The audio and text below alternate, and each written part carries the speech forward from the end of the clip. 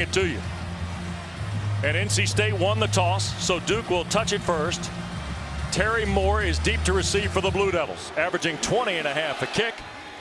And there'll be no return here, so Henry Belin, the ball is yours, 1st and 10 at your 25-yard line.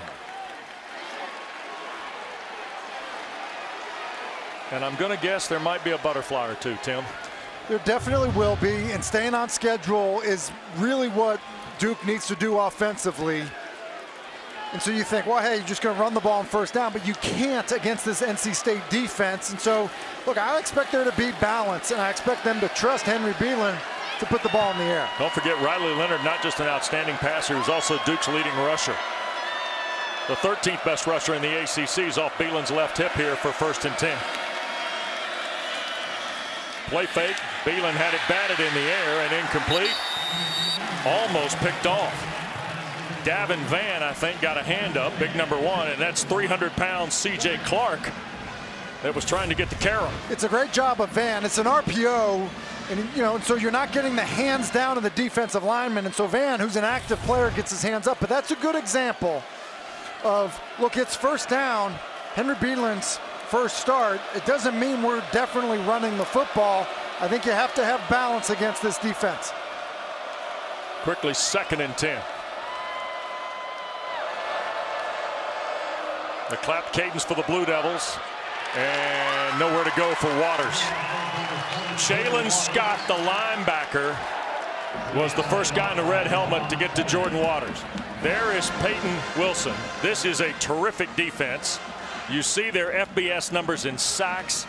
Opponent 3rd down is crazy. And the interception. They are a takeaway machine. They forced 11 turnovers. And here's Belin blitzed on 3rd down and intercepted on the back end. Shaheem Battle comes away with the pick for the Wolfpack. And back inside the Duke 40-yard line. 7th career interception. 2nd of the season for Battle. Well, here's what happens. You get to a known passing situation in West. You're talking about how good they are defensively. They want to get you to 3rd down. Here's Peyton Wilson walked up into the A-gap, but he's going to come out, and it's pressure from the side. And that pressure from the outside is going to end up getting to Belin. It forces him to throw the football early, feels it, and that's why they turn the football over. And now NC State gets to start their first drive in Duke's territory. M.J. Morris from Carrollton, Georgia. Last week, 265 yards on 17 of 32. Going to hand it on the sweep. This is Keon Lesane, and great run pursuit. That was Jalen Stinson leading the way for the Blue Devils. So M.J. Morris on a speed sweep, if you will, to Lesane, but this sophomore, Tim, you saw him a year ago on a Saturday night in Raleigh against Wake Forest. He was terrific. He was, and he's athletic. He's got a strong arm. I think he's going to have a bright future at NC State. Look, he wasn't originally the starter. I think he understood the situation and now gets his opportunity. And DeMarcus Jones can't find any running room.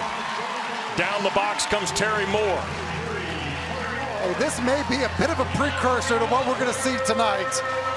It's the 2nd time now, for both. Well, it's first time for both teams. 2nd time tonight we get 3rd and longs. It is hard to run against either of these defensive lines. Morris yet to throw a pass.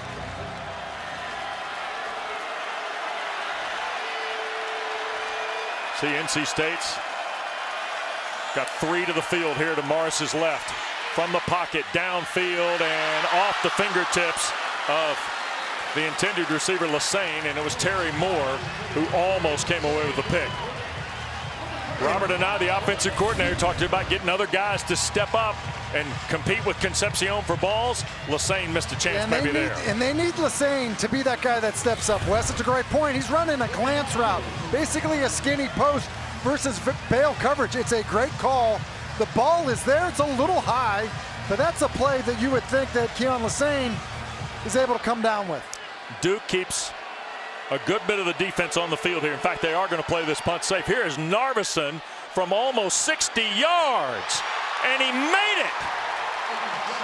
57-yard field goal for Braden Narvis. My goodness. He scored from 53 twice when he was at Western Kentucky, and he's just kicked one from 57 yards. My heavens. 3-0 Wolfpack. Career at Iowa State, then went to Western Kentucky where he played for Tyson Helton out of Desert Mountain High School. And Tim, he just kicked the ball 57 yards to put NC State on the board. Had a little room to spare as well. There'll be no return here. And look at Narvis. He's pretty excited for Colin Smith, who's the kickoff guy. He should be excited about it because he drilled this with a couple yards to spare him.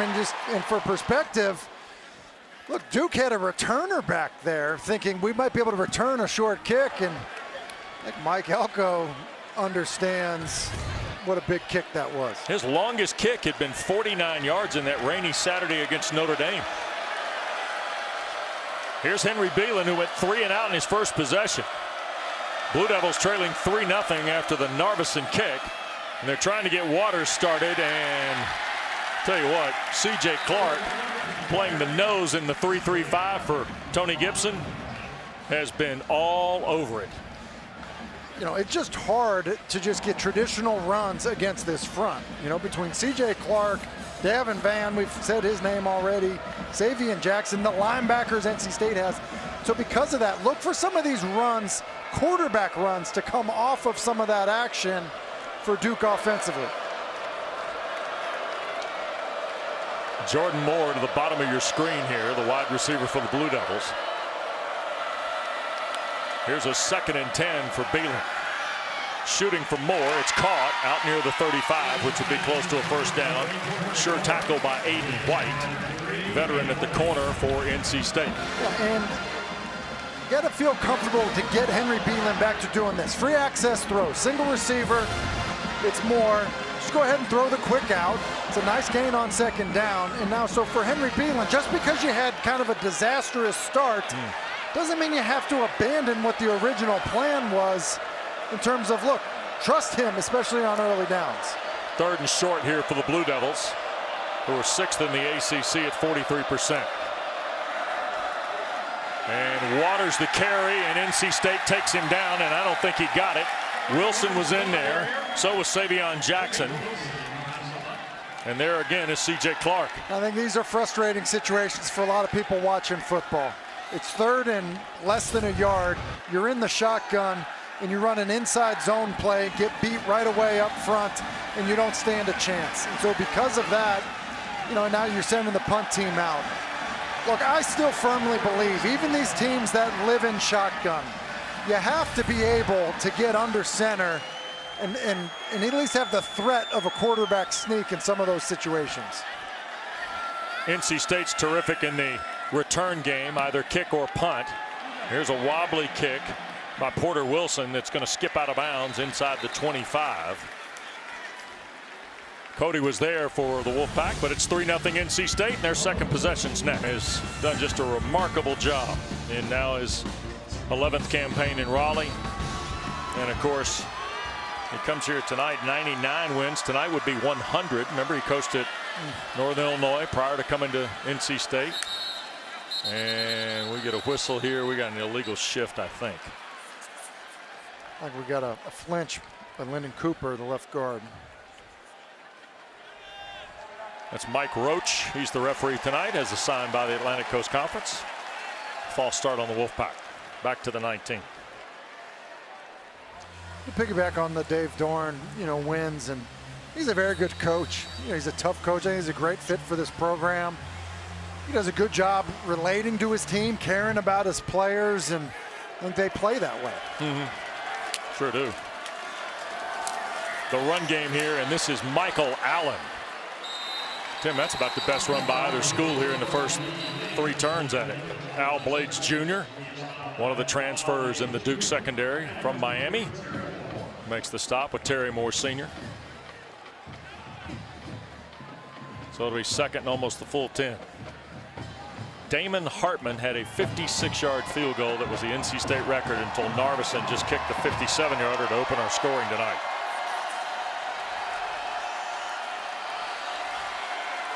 2nd and almost 10 for MJ Morris. Inside, this is Rosner, the Rice transfer, near a 1st down. They'll measure him to the 35. If so, I think that'll do it. Brandon Johnson was there for Duke out of the secondary. Well, they're looking to, here's Rosner's going to come underneath, and they're just clearing for him there. Look at how he reaches and extends as he's coming into the middle of the field. It's not easy to make a catch like that. That's well done for the 1st down. First down we've seen as VJ Anthony comes out of the lineup for Duke. The big defensive end. DeMarcus Jones is checked in. They're playing with 2 backs, and this is Allen again firing through. No, Concepcion. KC Concepcion hiding out in the backfield gets 15. Hey, how about that? 2 backs in the backfield. You run a lead play with a freshman wide receiver. That's one of your big tight ends to be a lead blocker, and they could give you a sense of like, hey, if the Miami Dolphins are going to give Tyreek Hill the football out of the backfield as a receiver, maybe we can do that with Concepcion.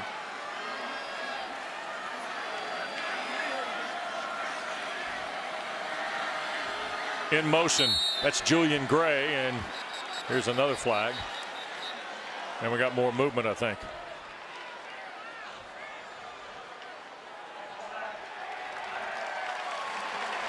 That is on Lyndon Cooper, who, by the way, was from middle school on, was MJ Morris's center in Carrollton, Georgia. And he's had to play some center here. They definitely think he's better off at guard, and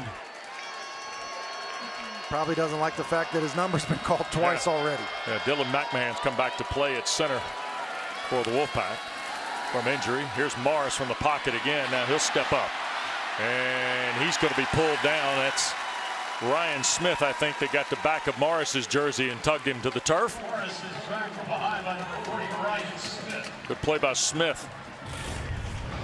It's a design pass play. This is not a quarterback draw. It kind of, I feel like bails on the route combination a little early, maybe didn't see it clearly, and it's a good job Smith does of kind of retracing to make sure that Morris can't get out into the open field. So 2nd down and long, 14 for the 1st down. Morris wanted to throw. Now we'll tuck and go. And we'll get to about the Blue Devil 45, and that's where 3rd down will take place. Trey Freeman, the weak side linebacker, makes the play for Mike Elko's defense. And that was a good decision by Morris. The route really didn't define itself. Takes off and run. Now it's a very manageable 3rd down, and Dave Dorn, who loves going for it on 4th down, is aggressive with it. Even if we are potentially in field goal range once again, could be looking at 2-down territory here. And I would say this, with just such an effort to get the football to Concepcion, would be shocked if there isn't something to try to get him the ball here. DeMarcus Jones in the backfield.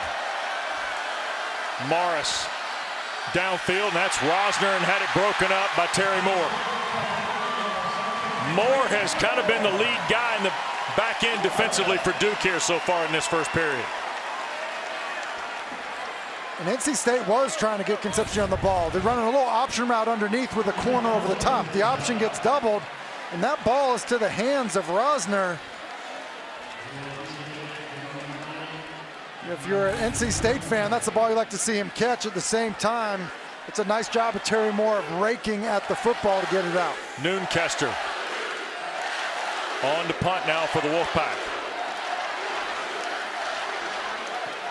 Calhoun waits outside the 10 and will signal for the fair catch, and that's where the Blue Devils are going to start.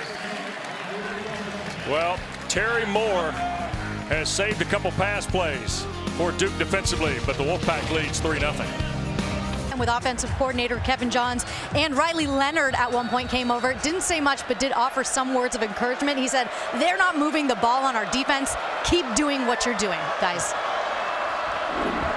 57-yard field goal from Narvis is the only points in the game so far. Here is Belin. Little play fake, wants to shoot it down, does, caught, tight end Jeremiah Hazley. There is a flag down on the play, but without Nicky Dalmolin tonight in the lineup, Jeremiah Hazley's 2nd catch of the year. And let's see what Mike Roach has here. Holding. Defense number 8.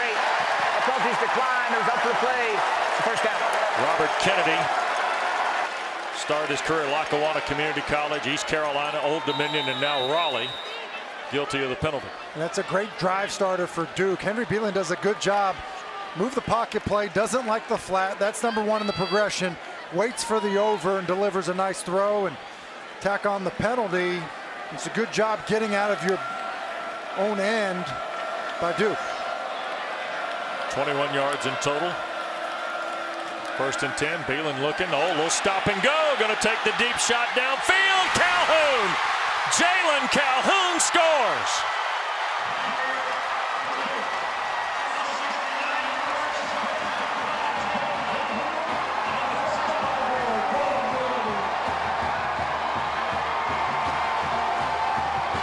You need a big play.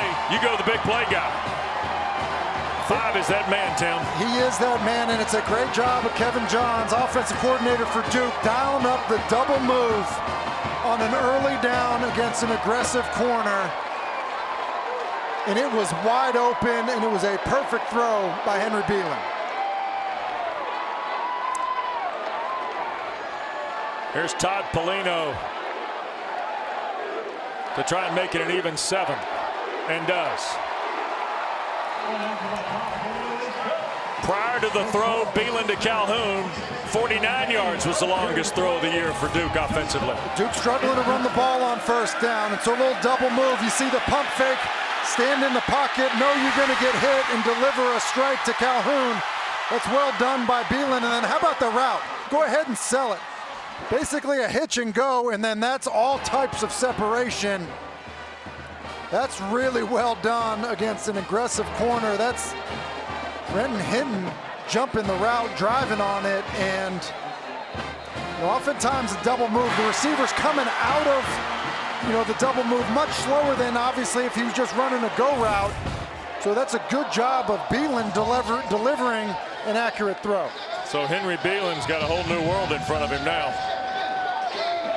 And Jalen Calhoun just working at the office. His 15th career touchdown catch. Riley Leonard excited for him about it as well. I wonder when Taylor was seeing Leonard and Belin talk, if Leonard just found it and say, look, you just get the ball to 5. 5's the guy. Yeah. Let me tell you who you can trust. Yeah. Through the end zone. Wolfpack now trailing for the first time tonight. Starts from its 25. Don't forget, following our coverage here tonight of the Wolfpack and Blue Devils ACC Huddle postgame tonight from right here at the fabled Horseshoe. Full recap of the day in the conference, all the highlights and much more. Kelsey's here, of course, supervising E.J. Manuel, Eric McClain, and Eddie Roll. And our congratulations. Mark Richt is in Tallahassee where they're celebrating the 1993 Florida State team this weekend. And that Coach Richt could be a part of that. Michael Allen in the backfield with M.J. Morris, and NC State, who was in a slugfest, a high-scoring game last Saturday against Charles Huff and Marshall, finds themselves now trailing Duke, and a quick throw on the perimeter. Julian Gray making the cutback. Made one guy miss, keeps his feet, and dives out of bounds, nearly a 10-yard play. Boy, the Wolfpack coaches were very high on what Julian Gray's meant to him this year. Well, because he's been such a good returner, Wes. Plays like that are some of the kind of guaranteed touches you can get to him and almost make it like a return game. Get him on the perimeter with perimeter blocks, see what he can do, and an 8-yard gain on 1st down is pretty good. So Gray with his 5th catch in the last 3 1/4 ball games. 2nd and short here. Wolfpack going to run it with Allen. Drop the shoulder on Moore and hit the 35. I think that'll be enough for the Wolfpack first down. This NC State team, Tim, 11th in the league at 148.5. In the 2 league games they played, the win at Virginia, the loss to Louisville, they're averaging only 114 yards on the ground. And with some turnover issues in the first 5 games and some struggles running the ball, I'm sure Dave Doran wants that number going north. Allen and Concepcion in the backfield again. And this is KC Concepcion. Straight through, double clutches the football as Duke's raking at it and gets to the Blue Devil 44-yard line. Trey Freeman makes the stop on KC Concepcion. I think this is a really important point. This first off, a tremendous run by a 187-pound wide receiver that has now been playing in the backfield. Robert Anai, the new offensive coordinator for NC State, has a history of basically saying, look, I'm finding my good football players. I don't care what position they technically play, but I'll put them in the backfield and hand them the football. He's done it twice now with Concepcion. 36 yards on 2 carries for Concepcion, and NC State's hurting themselves with some unforced errors here. Another penalty on the Wolfpack. Pre-snap variety, third time, 15 yards so far here in the first quarter.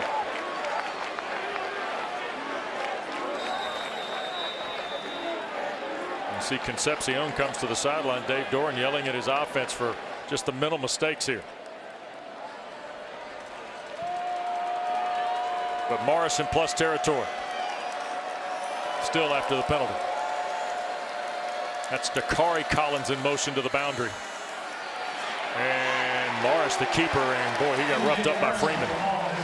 Terry Moore again coming down the box to help Trey Freeman, the linebacker, make the tackle on M.J. Morris. Yeah, we've seen 3 false starts by NC State so far, and part of that is, look, you're playing with a new quarterback. I know it's the second week as a starter, but getting the rhythm of the cadence and understanding kind of his tempo and all of that, something you have to get adjusted to, because keep setting yourself behind the chains.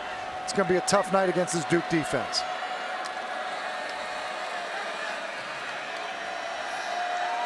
Morris has got 3 receivers to the top. Allen tries to help with a block. Here's a throw, and off the pads of the intended receiver, Gray, at the 35.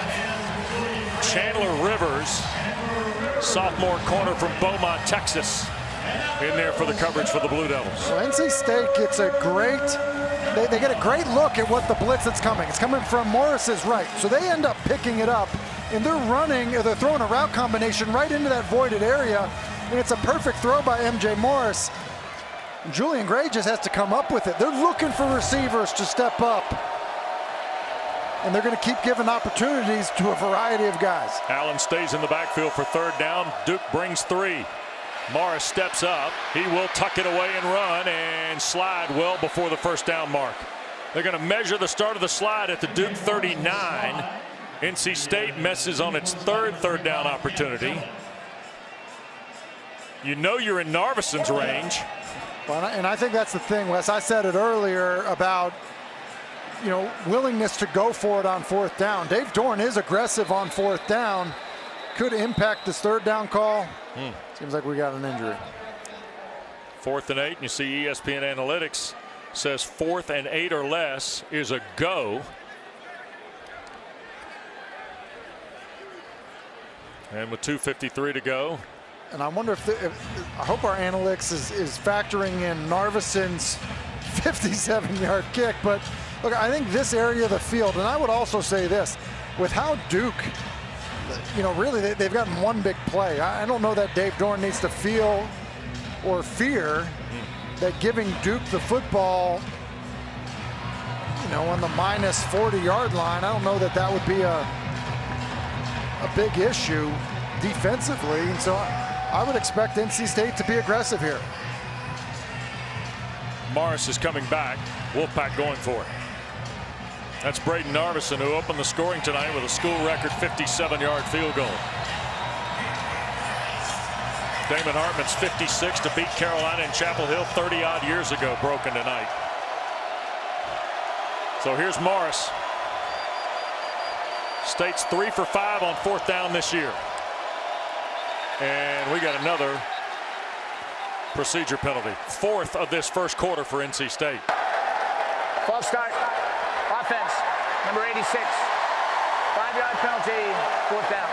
Dakari Collins, the wide receiver, Tim. So let me say it's Dakari Collins, number 86. He's the receiver down at the bottom of the screen here, and he just flinches. And there's no excuse for it. What are we now, 4th false start now for NC State? Look, Dave Doran, whose teams are usually disciplined. They don't beat themselves. So far in this first quarter, have not done a good job with some of these pre-snap penalties.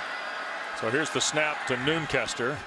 He's going to try and flip it end over end toward Calhoun, who's already asked for the fair catch, bailed out, and the Wolfpack going to down it on the bounce inside the 5 at the 4. 41-yard punt, and Henry Belin's 4th possession will be backed up inside the 5. Quick reminder to you, Thursday night on ACC Network, women's soccer, a double dip at 6 o'clock. Boston College is in Winston-Salem to meet Wake Forest, and then in the ranked category, number 11 Notre Dame is in Chapel Hill to see Anson Dorrance and North Carolina. Women's soccer Thursday night on ACC Network, streaming live on the ESPN app. So the Wolfpack pins Duke back to its 4 for the 4th possession for Henry Belin IV. Jarquez Moore trying to get started, cannot. State chopped him down. And that was Boykin? It is. Devin Boykin, who's off injured. Tim played 81 snaps last week. Dave Doran said he'll give us all he can tonight. We're not sure how much. But it takes Jarquez Moore down for a yard loss. He's playing early in this football game, and you think part of it may be just the communication aspect of what he brings to the table. He's a smart football player, and I think some of the concerns about being thin in the secondary, an issue for NC State. Remember, Rakeem Ashford lost for the season. And now we got movement on the Blue Devils. Maurice McIntyre, the left guard, big 71, I think. False start. Offense, number 71. Half the distance to the goal. 2nd down.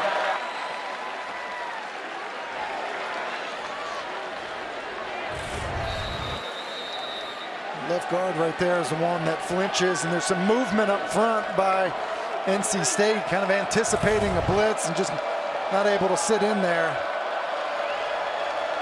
Now you're really backed up. Wolfpack showing pressure here too. Belin wants to throw. Here comes State. Belin hit as he cuts it loose, going deep again, incomplete. There's their flag, yes. The flag is going to be on Battle. Downfield against Jordan Moore. There are 3 flags now finally. Pass interference. Defense, number 7. 15-yard penalty, automatic. 1st down. All right, there's a lot going on here. It's a great idea by Duke saying, look, we're backed up. You're bringing pressure. We have a one-on-one. We're going to throw it up. It's going to be an incomplete pass, or maybe it's going to be a pass interference. Battle is actually in pretty good position because of the pressure. It's not an accurate throw. Just turn around, locate the football. Don't panic and grab early. And so I think that hand fighting draws the flag. And Jordan Moore and Shaheem Battle were in there. It was a pretty 50-50 play. Penalty on the Wolfpack pushes Duke to its 16.5, and Jarquez Moore on the sweep fires across the 25 to the 32, and a Blue Devil 1st down before Boykin can make the play. I have a feeling some of these quick hitting runs, especially with a back like Moore who's got more quickness, that's how Duke's going to have to try to run the football against NC State. 16-yard run, Belin.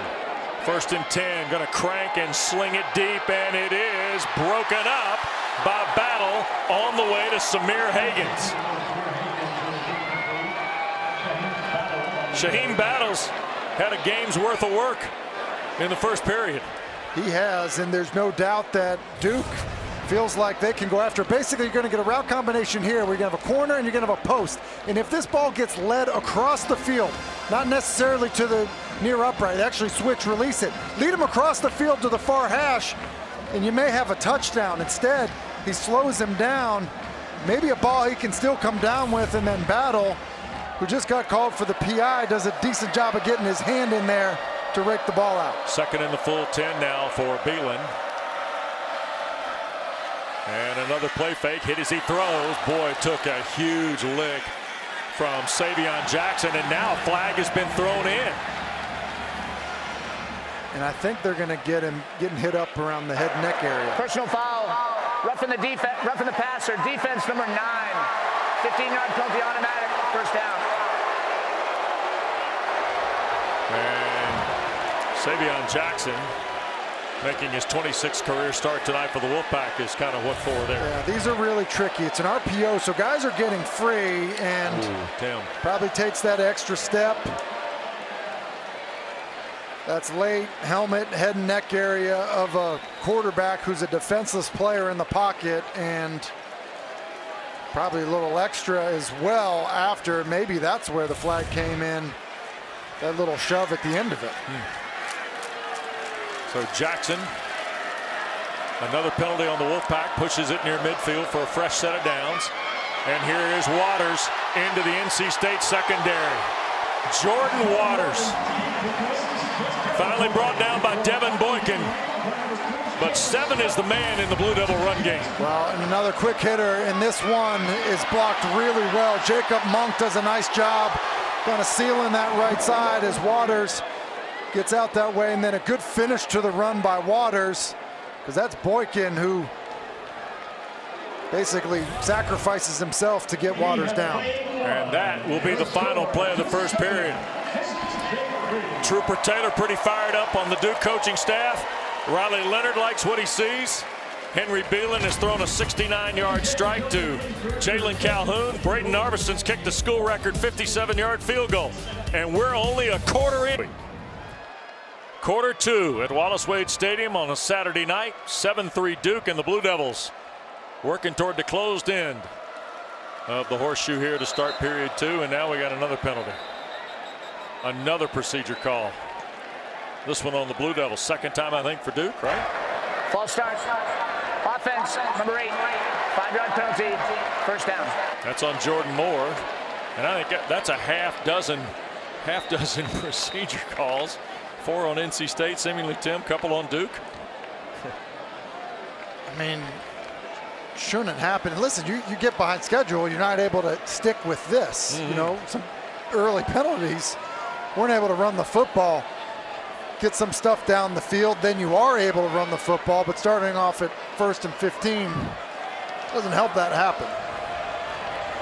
In motion, that's Jontavius Robertson, and now timeout by Duke, and Mike Elko not happy at the Blue Devil bench. Duke takes its first timeout of the half. So Duke burns a It'll be a timeout 30-second timeout before we ever snap the ball to start quarter 2 here. And there was a full communication wherewithal going on at the Blue Devil bench, because Kevin Johns and Trooper Taylor were shoulder to shoulder, and then Mike Elko was talking to them, and then the timeout got called, and just a reset all the way around here. And look, this is how you want to start a quarter. Like, you just had a break. You just had a chance to talk to your team. And you see Mike Elko there, I think, voicing his displeasure with everybody involved in the operation of, well, coming out of a quarter, you should not be in a situation where you get a penalty and then have to burn a timeout. Yep.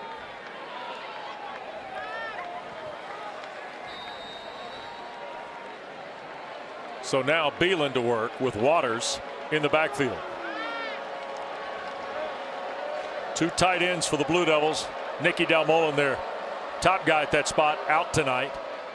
Play fake Belin, and a moonshot is way over the head of Jalen Calhoun. We got a flag in the backfield. Is this a hold on Duke? Let's see. It is. Could be on Jacob Monk here. Holding. Offense, number 62. 10-yard penalty. First down. Graham Barton, the left tackle. Graham Barton, who's a very good player, a leader, a guy that's seen a lot here. See him over here. He's the guy that's going to get called for the holding, and he just kind of hooks because they're scheme blocking it, kind of gets his hands outside extended, and really kind of a terrible decision too by Belin. He had a guy underneath open, but obviously the penalty setting him back either way. Yep. 1st and 25 now. They're going to try and get Watrers cranked up, and he got knocked down inside the 45 at the 44 by Peyton Wilson. And I think the goal here with what's happened on this drive is give yourself a chance to kick a field goal. Yeah. Like, yes, I mean, it'd be great to get a first down, but the idea here, 2nd and 22, just 2 downs to chip away at this, to at least have an opportunity to think about kicking a field goal. Well, you got Calhoun and Hagans at the top of your screen. Jaquez Moore's come in the backfield here with Henry Belin. And Belin's going to keep. And he'll be tackled from behind. That's Savion Jackson. Looked like Sean Brown, the free safety, zero, had tripped him up. And then Savion Jackson finished it off. So, Tim, the Duke kicking game. Todd Pelino's longest is 50 at UConn. There's a look at the sophomore place kicker. Well, and Wes, because of that, I think there's a very real possibility here. It's 3rd and 16. Pick up 5 yards. I mean, what are you going for it on 4th and 9? I think that's why, look, a perimeter screen, a run, quarterback draw, I think all of that's in play here for Duke. That's Hazley in motion. They hand the ball to Moore, and he was a step away from breaking it on Peyton Wilson. Boy, number 11 in the red helmet is terrific. The ACC leader in tackles. Yeah, and you said step away from nearly breaking it. He nearly does break this. And look at Peyton Wilson, just does a good job of fighting back inside and then making sure that he gets Moore down. And if he doesn't, there's a chance that Moore ends up picking up that first down. He's the kind of football player that 11 doesn't feel like his number. Like 54, 55 with a neck roll. Yeah. And here is Pelino now. This is 52. Would be the longest of his career. Kick is away, and it is good. Todd Pelino. His longest had been 50 at UConn, 48 last year, and he and Narvis out here setting PRs tonight. And with as terrible as that drive started for Duke, with the penalties that continue to set them back, coming away with 3 is a really big deal for Duke's offense. Pelino has kicked a 52-yard field goal. Duke's advantage is a touchdown on NC State. Charlie Ham will kick it away to the dangerous Julian Gray. And here at the near corner, Gray is going to bring it out. Yard deep. Bounces it to 15, trying to get here to the 20, and is slung out of bounds around the 18-yard line by Trey Freeman, linebacker. Well, we've had a big play tonight. Henry Belin to Jalen Calhoun. Here's David Shoemate. As they're stacked up along the offensive line, Belin to throw. A little shoulder shake, taking a shot up top. He's got a man. It's Calhoun in stride. House call. Touchdown. 69 yards, and the Blue Devils have the lead. There's the big play of the night for the Blue Devils. Calhoun. Touchdown is the difference in the game. Morris has got Mims with him in the backfield, and MJ wants to throw here on first down, and that's Concepcion's first catch of the night for the Wolfpack. He's had 2 carries for 36 yards. He's the NC State leading rusher. Got about 4.5, maybe 5 there. Let's call it 2nd and 5, Tim. And I would think that with some of the struggles with some of the other receivers, we keep seeing more opportunities for Concepcion, like this one. Yep, here's the sweep. He'll hit the cutback and push it to the 27. I think it's going to be 3rd and short, but there is a flag on the play.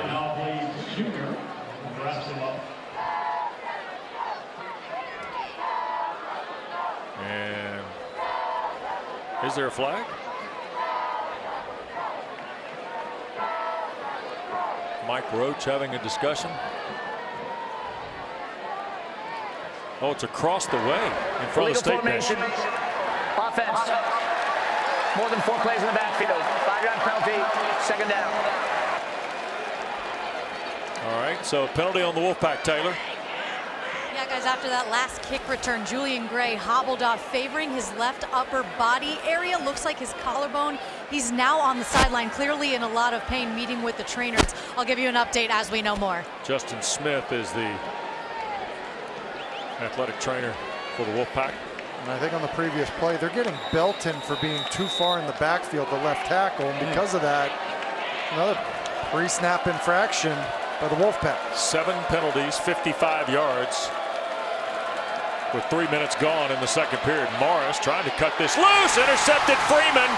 Trey Freeman inside the 20, keeps his feet, and taken down around the NC State 8-yard line.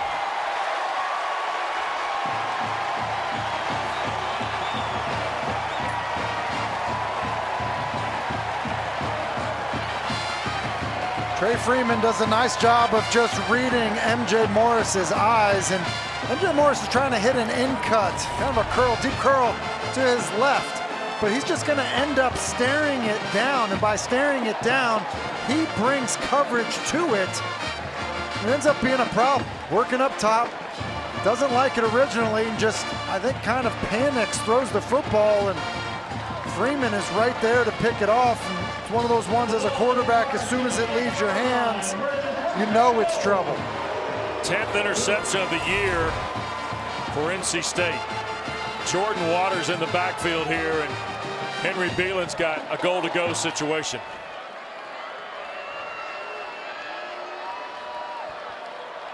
NC State's tough in the red zone. Here's Belin throwing, and it's caught. Jeremiah Hazley backing up in the end zone with a touchdown catch.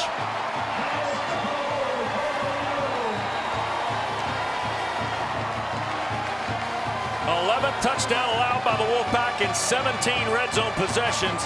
Duke has just scored their 16th touchdown, Tim, in 23 red zone trips. This is complimentary football. Come up with the turnover, give yourself great field position, and then hard play action, sell it with your tight end. Quarterback, tight end do a great job of timing it up, and what a response by Duke. And in less than a minute, a Pelino field goal, and a minute and 9 seconds later, a touchdown pass. Henry Belin's second of the night to Jeremiah Hazley. Well, they're definitely feeding off each other. Great job of the defense coming up with a turnover. Good return by Freeman on top of it. And then hard play action as Henry Belin throws his second touchdown of the night. Freeman's first ever interception as a Duke Blue Devil, local guy from Northern Durham High School. And then Jeremiah Hazley, who's trying to close the gap with the injury to Nicky Dalmolin tonight, gets his first career touchdown catch. And during the break, the 2013 Coastal Division champions being celebrated here tonight at Wallace Wade Stadium. A terrific team David Cutcliffe took to not just the ACC championship game where they played the eventual national champion in Florida State, but Tim, also a group that went to the Chick-fil-A Bowl in Atlanta and kind of sparked the resurgence. It certainly did. A lot of good players on that team, guys that some of them obviously continued on playing the NFL, and they're getting a pretty good glimpse of another good Duke team. Sure are. Performance so far tonight. Yep, turnover by the Wolfpack cost them dearly. Duke's now got 50 points off 10 turnovers that their defense has created.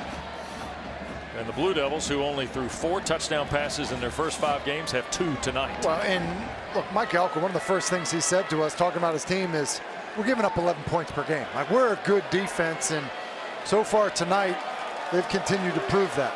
Kendrick Raphael's joined Morris in the backfield now.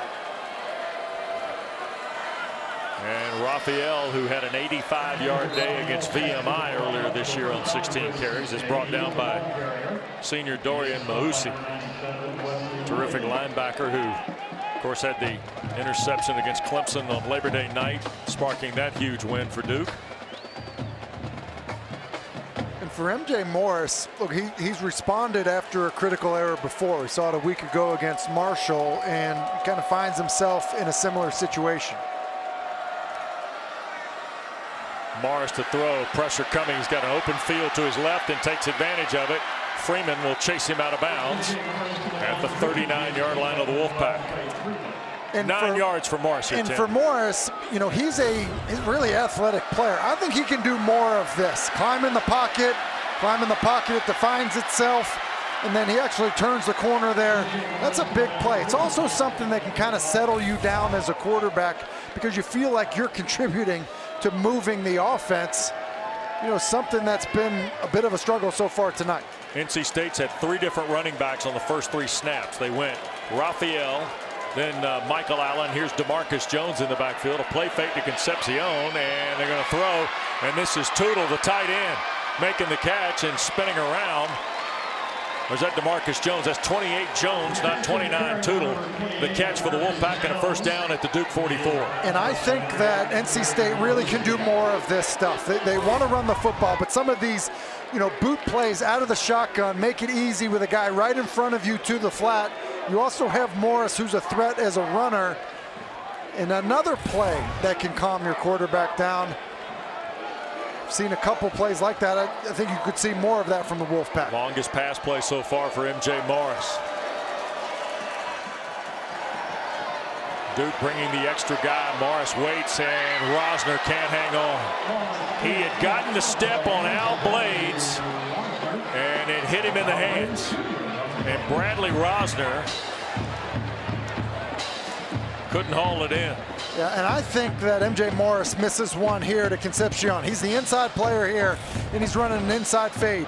This is what he's looking at first. Right now, you got plenty of room to fade him to the outside. I think he's your best receiver. Give him a chance to make that play. I think he comes off of it too early. He had Rosner, but I think he had a bigger play down the field. Gonna hand the ball to Allen, I believe, here. Or Concepcion, and that time Duke reads it well. Terry Moore in the backfield. You see Trey Freeman also there. Now remember, you got some guys in there mixing it up who probably know one another. Well, and you get to some of these known passing situations. Couple of things happen. One, we've seen Duke has a really good defensive line. Guys that can win individual matchups, but then also, you know, a creative blitz scheme that you will see from Duke defensively. You see 3 to the field here for Morris.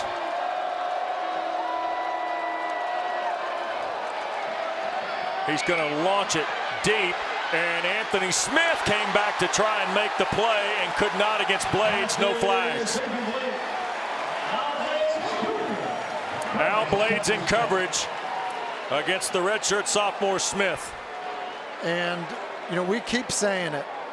Looking for guys to step up offensively for NC State, and then defensively, Al Blades, who's played a lot of football in this conference. There's some contact at the end of this, but I think Smith can help the cause by putting his foot into the ground and coming back through contact rather than just trying to go over the top of Blades. Noonkester going to punt. Calhoun asked for the fair catch and juggled it at the 10, but held on. So that's where Duke will take over. 2-touchdown lead, 17-3 at Wallace Wade Stadium. To Calhoun, which was a perfect throw by Belin, and then the interception by Freeman with an excellent run after the pick, and then a nice play call to punch that in for the score to Hazley. 3 really big plays that have given Duke a big lead. Jaquez Moore getting their run game going too. We'll pick up right about 6 on the play. Peyton Wilson the stop. And there's another flag down right around the line of scrimmage. Be on the Blue Devils. Holding. Offense number 70. Half the distance to the goal. First down. Harvard transfer Scott Elliott. I mean, look at Mike Elko. I mean, how many times did he say to us, the game flow, staying on schedule, not getting behind down in distance? And for as frustrated, as you see 70 at the top of the screen there, just the handful of jersey, basically a takedown. You know, Mike Elko probably as frustrated as Dave Dorn with some of these penalties. 1st and 15 now for Belin. That's Calhoun in motion. And we get delay there. Yep, sure did. Before the snap, delay. Finish to the goal. Snap. Mike Elko, a native of South Brunswick, New Jersey, played his football in the Ivy League at Penn. And he is a coach's coach, isn't he, Tim? And I love him. I think that I think he understands, look, you got a quarterback making my first shot, but we just had a penalty. Really no excuse for a delay of game after it. And look, his team's, made some big plays, but they keep hurting themselves. Half the distance makes it 1st and 18. Play fake, Belin. Going to shoot it downfield, intended for Jordan Moore. And a flag is back at the 7 at the near side here.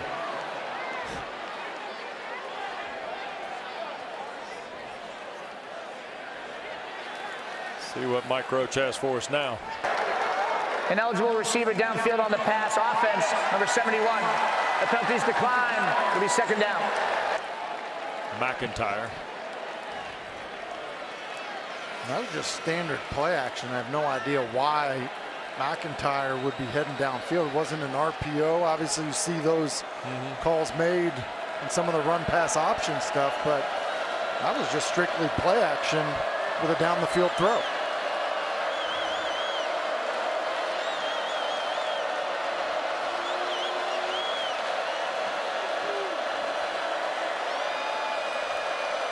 Belin going to keep it near side, 15-yard line. He'll work his way now back in the middle of the field to the 29 and a 1st down. And that's just a big-time error by NC State defensively. Just a zone read. The 2 guys in one gap. You have both Brown and Peyton Wilson with nobody paying attention to the quarterback, and because of that, Duke picks up the 1st down. Jordan Moore helped with the block. Now here's Belin taking a deep shot and throws it beyond Hagans. The sophomore from Philly, Hagans, couldn't track it down with Aiden White defending. When Hagans wins again, it's blitz again, which means, and it's 0 blitz, which means you're going to get, here's what happens. You get all-out blitz, you end up getting man-to-man outside. This is the matchup that he's working. Look, you have the entire field. No help anywhere else. You win on the route, and Henry Belin just has to give his receiver a chance to play the football. So 2nd and 10 after the miss by Belin. He's 4 of 9 for 107 and 2 touchdowns. And Moore having a hard time breaking free from Peyton Wilson. Peyton Wilson flat covers ground. Yeah, he does an excellent job. C11 in the middle. He actually was kind of folding over the top to the left, the top of the screen. Instead, identifies the ball carrier. He plays hard, doesn't he? Man. He empties the tank. Tony Gibson could not say enough about number 11. 3rd down now. Belin trying to come back on the screen and almost threw it away, and now there's a flag. Battle was there defending. Jalen Scott was the guy pressuring the throw. Cisse. Holding defense, number 7 of the eligible receiver. 10-yard penalty, automatic, 1st down. So Battle, the hold call, keeps the drive alive for Duke with a 1st down. And this is, for the Wolfpack, is another devastating penalty. It's a wide receiver screen. Battle reads it, and he just ends up getting there too early and grabs an eligible receiver. And even though he's behind the line of scrimmage, he can't do it. 8th penalty on Dave Doran's team, 65 yards. And I think Battle feels like the timing of that play, that the ball would already be there and he's trying to make a tackle, but it just ended up being slightly early. So 1st and 10. Watrers trying to get to the right side. He'll turn the corner at midfield. And then the Wolfpack rally with Bishop Fitzgerald making the tackle on the Blue Devil running back, Taylor. Yeah, guys, Jordan Watrers has clearly elevated his game this season. 8 touchdowns, tied for all season last year.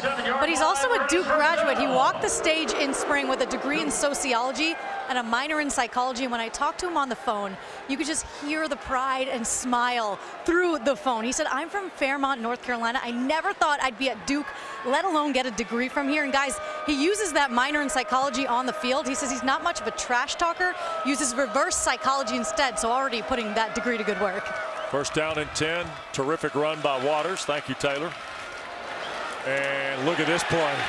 Handoff to Watrers. And guess who was in the mix? 11. Davin Van also for the Wolfpack, but Peyton Wilson on arrival. It was an unbalanced line for Duke, and Peyton Wilson coming off of the short edge just wasn't having it. You see it just hits it basically. They're trying to trap him, pull McIntyre out to kick him out, but Peyton Wilson just hits it so fast that he's in the backfield before McIntyre can get to him. You see the league leader in tackles, 4th in FBS. Just an amazing football player. That's Calhoun in motion. Belin wants to throw, and just beyond the reach of Hazley, and Brown was there covering for NC State. But there was pressure coming from Peyton Wilson, and then Sean Brown in coverage, Taylor. Guys, pretty strong words from defensive coordinator Tony Gibson on Peyton Wilson when we talked to him this week. He said, in 29 years of doing this, I've never had someone like him. He's always flying around. To put those numbers into context for you, he gave us, he said in practice, he averages about 7,200 to 7,500 yards. That's just in practice. And in last week's game against Marshall, nearly 10,000 yards covered. So Peyton Wilson, a beast on the field and a huge difference maker for the Wolfpack. And they need him on 3rd down. Trailing 2 touchdowns. Belin with time down the field and in and out of the hands of Moore. Aiden White there defensively. Duke misses on 3rd down for the 4th time tonight. And NC State trailing by 14 points with under 5 to go. That's all 3 timeouts to see if they can get something cranked up offensively, Tim. And this was a great throw by Belin. Can't throw it any better. Right to the chin of Jordan Moore, who's breaking into the middle of the field versus a split safety look, and that would have been a huge pickup for the Blue Devil. Porter Wilson hangs this high, and Coit asks for the fair catch and will make it. Timeout on the field, under 5 to go first half. All right, Kelsey, thanks. Congratulations to Eric McLean, by the way, for winning the Huddle 3-point challenge yesterday at Cameron. Here's Delbert Mims on 1st down. Worst starting spot tonight for the Wolfpack of a drive. He got a yard against Brandon Johnson and the Duke tackle. You know, important drive here, obviously down 14 for North Carolina State, and you think getting the ball to start the 2nd half, coming away with points here would be a very big deal for MJ Morris in this offense. So here's Morris. This is 2nd and a long 8. Quick throw. Mims dropped it. He was going to run into trouble out of the secondary with Johnson. So it'll be 3rd and long now for the Wolfpack of Dave Doran. Well, 8 miles away. Tyler Van Dyke. And that is Jacoby George. 14-7 at the time. Carolina's tied it late 1st half at 14 all in Chapel Hill. DeMarcus Jones is coming in the backfield with MJ Morris. More on that coming up with Kelsey and the gang at the break.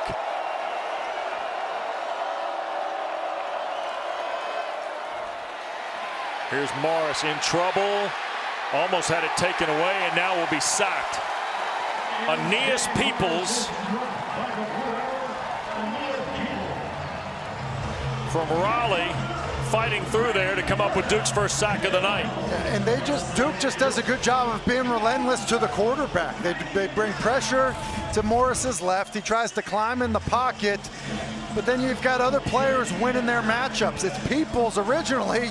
He gets pushed past MJ Morris, but just continues to fight back, retrace steps to get back to him, and now Duke's going to end up with some really good field position. Yep. Caden Noonkester drives it toward Calhoun back at the 38. Calhoun straight back up the middle. There is a marker down. Here's Calhoun, and he is gone. Touchdown for Duke. We'll see if it stands.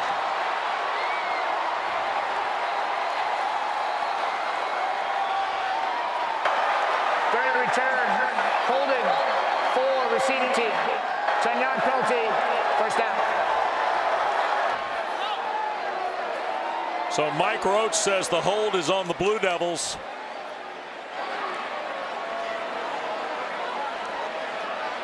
On the punt return that would have been a touchdown for Jalen Calhoun. And as the rain begins to fall here in Durham, Duke had a chance to blow this open. More so than it is right now. So we're going to get the hold call down here, and basically just ends up being a takedown. The shame of it for Duke is he's so far away from making the play with where Calhoun decides to end up returning this football. It'll negate a 62-yard punt return by Jalen Calhoun for a score. So off the 28, here's Belin and the Blue Devils on their 7th possession of this first half and a 2-touchdown lead. And Moore firing for a first down to the 38, 39-yard line. Jaquez Moore, the junior from Florida, finally brought down by Sean Brown as you see the rain start to pick up here. It just feels like the skies opened up. Yep. We had buckets of it this morning. Stopped about, I don't know, 1:30, 2 o'clock this afternoon, and there wasn't any expected to drift through here tonight, but hey, those guys, they get it right 4 out of every 10. 1st and 10 for the Blue Devils, and there's Peyton Wilson just shutting the door on Moore. My goodness. Look, he just comes flying in there. Here he is. Watch him just play downhill. And again, it's beating the block. You talk about, you pull linemen to kind of get better angles, to get another hat in the hole in terms of kicking somebody out, and just can't get there sometimes with how quickly Peyton Wilson diagnoses the play and then will kind of fire his gun to get to the ball carrier. Hornibrook was the lineman who was responsible for Wilson, just didn't get there. But a lot of people don't. Now Moore again, just into a stack, and it'll be 3rd down and probably close to 14. NC State takes its first timeout. There we go. It'll be a 30-second timeout. So the Wolfpack burns the first of the 3 here because, Tim, they know it's got to be, you got to have this thing on the other side of the ball here in a minute. You got to get at least one more crack at this. Well, and clearly, with a 14-point lead, I think probably some of the penalties that we've seen, Mike Elko, relatively conservative offensively once they got the football back, obviously after the penalty. And so because of that, save some time. Don't forget, Friday afternoons are ACC PM on site. Pac-Man's been all over the conference footprint so far in the first 7 weeks of coverage. Yesterday on campus here at Duke. ACC PM gets you ready for all of Saturday's college football action. Starts at 4 o'clock Eastern. ACC PM right here on ACC Network. So on a Saturday night at Wallace Wade, the Blue Devils with a 2-touchdown lead, but this is 3rd and 12 for Henry Belin in his first career start tonight for the injured Riley Leonard. And Watrers will keep it, going to reroute back here to the near side, and he will be taken out of bounds at the 39. And with 1:34 to go, Duke will punt. And with Watrers there, going out of bounds is a big mistake. Go ahead and you're not picking up the first down. Just go down right here and get stood up by Battle, but basically then ends up continuing to fight for yards, gets put out of bounds, and now NC State still has 2 timeouts left to operate in a 2-minute drive. And Coit here, the sophomore, will have to look up into the rain to field Porter Wilson's punt. That is a good one. And he's going to give ground here, and it's going to check. And the Blue Devils are going to touch it up at the 5. So Porter Wilson got that ball to stop on a 56-yard punt that puts NC State 95 yards away. This looks like one of Hasselbeck's 60-degree offers right here. I knew you were going there, but Wes, that checks up perfectly. You mentioned it was a good one. He boomed that, and if it's the rain that checks up, but it's a big special teams play. Porter Wilson. I mean, how about the special teams in general for Duke so far? Yeah. I mean, obviously they have the penalty that negates the punt return, but something that's been a bit of an issue for them, the kicking game, has been good tonight. And MJ Morris, 5 of 12, just 39 yards of passing, sacked once, threw a pick. Michael Allen the carry. There's a flag down. Allen got 5 on the play with about 80 seconds to go in this first half. And we've got somebody shaken up for the Wolfpack. I believe it's Trent Penix, who we have not called his name tonight after a 2-touchdown Saturday last week. Tripping, leg whip, offense number 56. Half the distance to the goal. First down. That's on Lyndon Cooper, the left guard. Boy, and let me tell you, Penix, 49th career game. He'd had 9 catches in their last 4 games, including the 2 touchdowns he caught in 3 passes last week against Marshall. Yeah, Penix is a very good player, very versatile player. Yep. Good in the run game as a blocker. And, as this play just got kind of strung out, he gets rolled up on number 6. See him kind of blocking at the point of attack on Moore, and just with the tackle, just it's like that left ankle as he's limping off the field with some help. And they don't need that. As North Carolina State is looking for players to step up and make some plays in the passing game, I think Penix is the guy that could do that. That's obviously not a good sign. So the Wolfpack still with first down, now 13 after the penalty on half of the distance. And 1:20 to go. Both Jones and Mims in the backfield. And this is Delbert Mims. And he will get maybe 2 to the 5, and it'll be second down right at about 10 here with a minute to go. Yeah, and I would have thought that Duke would have used the timeouts here. Like as quickly as you could, use a timeout, and you have 2 left. And because of that, like with this weather, look, you could get a punt snap that's inaccurate, backed up. You could have your punter, like all those situations. So somewhat surprised that they didn't do that, but well, neither Duke nor State, Tim, closing the game down here a little bit. So 30 seconds left on 2nd and long, and another run play by the Wolfpack. And that's Mims, and Mike Elko called one here. Yep, 24 seconds left. He'll have 1 takes it, second timeout to go. And you see Delbert Mims and Brandon Johnson continuing a conversation that I think started about 2 snaps ago. Boy, and NC State, who had such a good vibe offensively, Tim, last Saturday after the Marshall game, has, with the unforced errors, 1 on the penalty side, and then Duke's pretty sharp defensively here in this first 30 minutes too. It's been a fight for the Wolfpack of themselves and the team they're playing. Wes, I think that is a great point. Look, they really were clicking on almost all cylinders a week ago. And what I think that speaks to is the 2 things you mentioned. Some of these penalties have just been brutal. Right.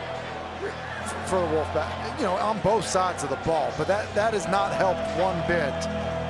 You got a quarterback turning the football over. Now the weather has changed, and it feels like we're looking at a different NC State offense. Duke has a timeout left. It's 3rd and 5 for Morris. NC State has 2, and Morris is going to keep it, and he will get the first down and then some. And here's MJ Morris with 19 seconds left, and boy, he took a big forearm from Stetson rather, as he got to the 25-26 yard line, and 15 seconds to go here. And I believe the officials, because he's going backwards when he goes out of bounds, contacted inbounds, going backwards as he goes out of bounds. The clock is going to run once they reset it after the first down, and I think NC State is going to be content to take this to halftime. So the Wolfpack is going to walk this off. And that will do it. Henry Belin, 2 big touchdown passes, and the Blue Devil defense has delivered the good. If it's something that Dave Dorn thinks about doing. Yeah. NC State will let the kick from Charlie Ham go over their head. Wolfpack will start from their 25, Taylor. Yeah, guys, I talked to Mike Elko going into halftime. He was pretty pleased with the performance from his team in the first half. As for Henry Belin, he said he was pretty calm, he was good, but it's the other people around him that need to step up. I talked to NC State head coach Dave Dorn as he ran onto the field, coming out a little late from the locker room. He said that's about as bad of a first half as we could have offensively between the penalties, putting themselves in bad down and distance situations. He said, wake up in the second half, guys. Well, we suspected it might be a lot of the unforced stuff had to be cleaned up, and here's Michael Allen trying to break away on the first snap, but Al Blades crashed in from the corner spot and was able to hold Allen to maybe just 2 steps. Yeah, I mean, it's not surprising that Dave Dorn's furious, with his team about, especially his offense, about the pre-snap penalties. Because when you do that, it makes it so hard to sustain drives, and you're doing it with a quarterback who's making his first start on the road, and I think it just ends up being hard. And here's the other thing too, not only the penalties, Duke had, if you count the interception return by Freeman, they had 5 plays of 20 yards or more. NC State had none in the first half. And this is Julian Gray, who we saw banged up a little bit in the first half. Pick up 5 yards on second down there. And I think because it's been such a struggle to throw the football, what we've seen is these receivers, Julian Gray, Concepcion, like these guys in the backfield, whether it's been some type of jet motion through the backfield or even lined up in the backfield to give them the football. And that's why on this third down, I would think that this ball, they're probably looking to get it to number 10 in the slot. State's just 1 of 6 on third down. Blue Devils bring 5. Morris a quick throw, and Concepcion the first down catch to the 40-yard line. And Morris shaken up on the play. He took a big hit as he let it go. Well, he gets hit hard. He delivers a great throw, but right kind of to the midsection there, and when that happens, it's usually one of 2 things. Is Jalen Stinson really delivered a good shot to him? Either it's knocking the wind out of you, could be ribs, anything like that, but you see him up and you see Brennan Armstrong starting to dry his hands off on this rainy night. So a fresh set of downs for the Wolfpack at their 40. Concepcion got the handoff and taken down behind the line by Dwayne Carter. Loss of 1 on the play, and Robert Anand now is just trying to find anything to get the ball to his playmakers, Tim. Yeah, and listen, it is about players, not plays, and the problem with that, though, is getting your 180-something pound receiver the football is when you've got a 305-pound defensive tackle unblocked in the hole you're trying to run the football to. You're not going to have much success. Mims in the backfield here with Morris on 2nd and 11. Concepcion started with 36 yards on his first 2 carries. His last 2 have netted him a loss of 3. Here's Morris, quick throw to the near side. The catch is made. That's Keon Lassane, and he's taken out of bounds right around the 40-41 by Blades. And tell you what, Mike Elko's defensive front, Tim, causing some problems tonight. Listen, they're big and they're active. I mean, just, I mentioned Carter, 305 pounds, but look, there's activity there. And Graham Barton was talking to us about facing this defensive line in practice. He's like, look, that's how I knew we were going to be good this year, was our defensive line. How hard they play, how talented they are, and how they get under your skin. 3rd down and 8 now for the Wolfpack. Blue Devils bring 4. Morris cuts it loose. Lassane hangs on at the Duke 43 for the first down. Boy, MJ puts it on you now, Tim. Yeah, listen, he's got a live arm, and he does it under some duress here. The hit comes late. Does a decent job of just kind of drifting a little bit in the pocket. And And you start to feel those throughout the night, but that was an excellent throw. High-low read, and is able to hit Lassane on the in cut. Wesley Williams, little love tap on Morris after he cut it loose. So the Wolfpack now in Duke territory at the 43. Now the Blue Devil pressure and a sack. Second time they've gotten to Morris tonight. Terry Moore and Mausi combine on the sack of MJ Morris. You get some of these formations where all the receivers are out to the top of the screen, and then here comes Moore. Just look at this, does an excellent job of being elusive. You get a secondary player blitzing on a back that's coming across the formation. You don't need to necessarily take him on. Use your quickness to your advantage. That's what Terry Moore does, and gets home for the sack. Terry Moore from down at Little Washington in eastern North Carolina. Loss of 10 on the play. 2nd and 20 for Doran in the pack. Morris to Lassane, and a big lick from Freeman at midfield. Tim, we came into the game, and the numbers on Duke defensively were really impressive, especially 11.5 points a game. The pressure and the physicality they played with tonight has been A++. Wes, I'm so glad you said that. The physical nature of how they're playing football. And look, I think it starts with the guys up front. They're really talented. They're older. They're veteran players. There's a maturity. But I think we've seen a lot of guys, when all 11 on the field flying around, willing to hit. So here is 3rd and 17 for Morris in the pack. Up in the pocket, he will shoot it downfield, and it is almost picked off the deflection by Terry Moore at the Duke 20. So I know it's 3rd and a long ways, but that ball is thrown into a lot of traffic. I think MJ's got to be careful with some of these. So the underneath coverage by Cam Dillon, he does a great job of just getting so much depth, and is able to get a hand on the deep cross that MJ Morris is trying to throw. Like Dillon, Blades, and then it was almost Moore on the back end for the pick. Here's the punt, and Noonkester gets it away. There's no flag as he went to the deck, and that ball went out of bounds. And boy, I think Dave Doran is kind of curious how there wasn't a flag on his punter here. But nonetheless, the Blue Devils hold the Wolfpack. Duke will touch it next when we come back up 2 scores. And social justice, in conjunction with its member institutions, have identified October 14th to the 22nd as ACC Unity Week.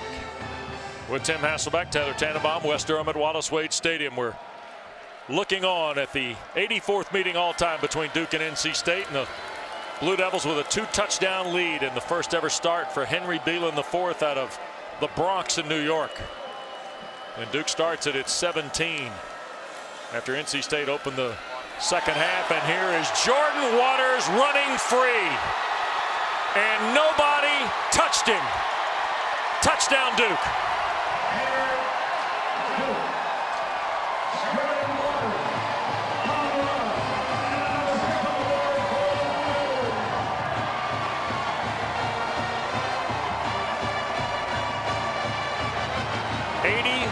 Yards.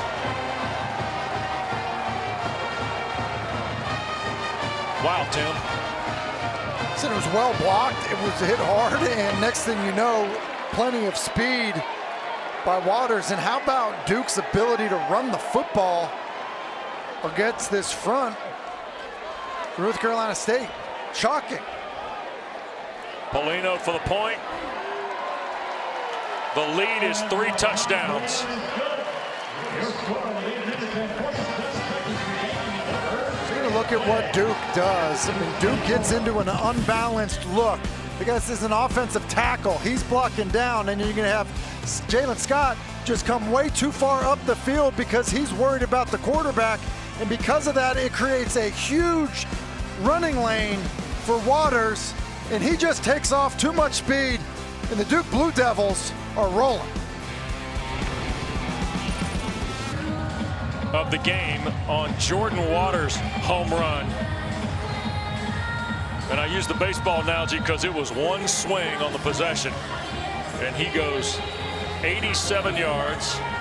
It's the 6th, the one block they needed, and 7 did the rest. Here is Gray now, taking it to the far side and out of bounds up near the 30-yard line is where Julian Gray will get the Wolfpack cranked up, but they're down 3 scores now with 8:41 to go. And well, down the road at Kenan Stadium, Drake May, they're wearing the throwbacks from the 90s tonight, and Taz Walker in the end zone from 56 yards, Tim. Oh, listen, obviously a big story through the start of this college football season, his status, and I think it was very clear that they felt like he could have been for the whole season kind of a 10-touchdown kind of guy, and obviously making an impact tonight. Jordan Watrers has got a career-high 117. NC State's got Kendrick Raphael with MJ Morris on 1st and 10. Morris going to cut it loose and overshoots Concepcion out at the 45 with Trey Freeman, the linebacker, hanging around.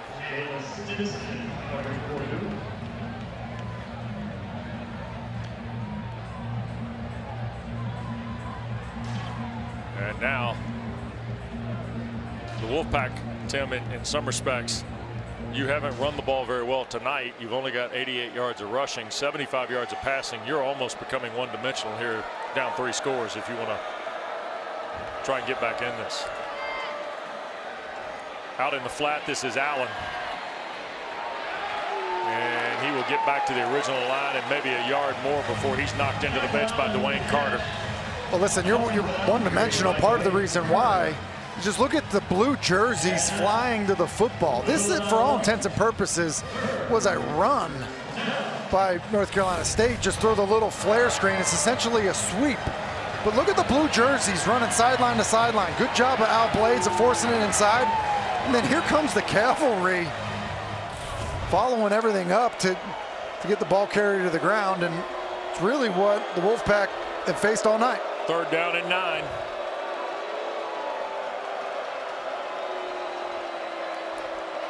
You see Rooks from the near side. Here's Morris in trouble again, trying to break free and almost threw it to Miles Jones. Instead, it's incomplete, and now 3rd and 9 becomes 4th down. And I think the rush is becoming a big issue for MJ Morris at this point. I actually thought this was picked up with pressure. His eyes come down quickly, and you know, as he's trying to get rid of that football, nearly throws another interception, and it's been a struggle for him tonight, and I think that the hits are starting to take their toll. 6th punt of the night for Noonkester. And here's Calhoun at the 20. Made 2 miss, but Peyton Wilson, I believe, is the guy that finally made the tackle. Nope, that's not Wilson, another Wolfpack player down there. Real quick, don't forget, stay tuned. Post-game from here in Durham tonight. Kelsey Riggs in the ACC huddle. Full recap of the day in the ACC. And boy, it's got a little interesting here tonight at some venues around the league. All the highlights, much more, live guests and more. ACC huddle right here on ACC Network. There are some surprises tonight in a lot of venues. Well, I mean, how about the fact that Duke has scored 24 points and Henry Belin has only completed 4 passes? Yeah. Here is Belin and the Blue Devils from their 26 after the Watrers TD run got them on the board in the 2nd half. And Jaquez Moore will get a yard or 2 here toward the 28.